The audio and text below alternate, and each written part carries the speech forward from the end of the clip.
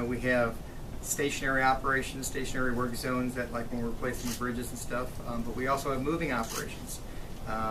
Those are like when our crews are patching potholes or we're striping the highways. So, it's the law to move over.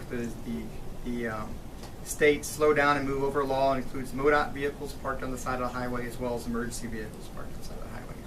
Things it's obviously just to increase awareness and make sure that we keep not only our motorists safe but all of our workers in the work zones, because majority of the fatalities we get are the motorists. So be safe. Remember, embrace the orange and arrive alive.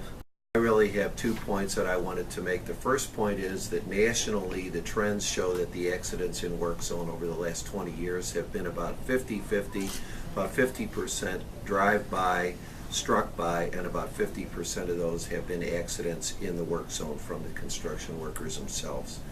In the last 2 years that has gone up to 80% drive-by. So as drivers have become more distracted and less mindful of what's going on in the work zones, more of our construction workers are getting struck by drive-by vehicles. So that's a trend we need to stop, be aware of, and keep that from happening.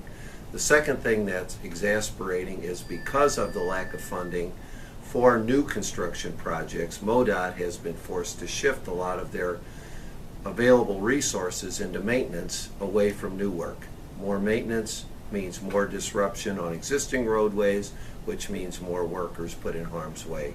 So at this point, when we are facing this funding shortfall, it even puts more emphasis on the need for the motorists to stay attentive within the work zone, because there's going to be more of them and they're going to be more involved in maintenance and more workers in those areas. So, as a community, we need to do everything that we can in our power to make sure that the highway workers and motorists remain safe while they're in the work zones.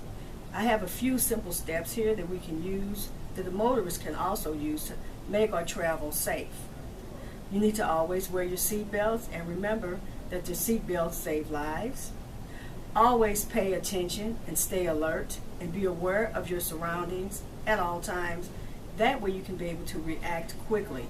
And I would like for the community to also know that our officers are committed to ensure that the highway workers and that these safety workers are very safe.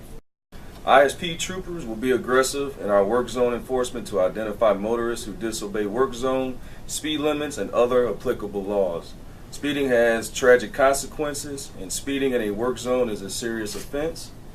The minimum fine for a first offense in a work zone in the state of Illinois is $375. A second offense results in a 90-day driver's license suspension and a $1,000 fine.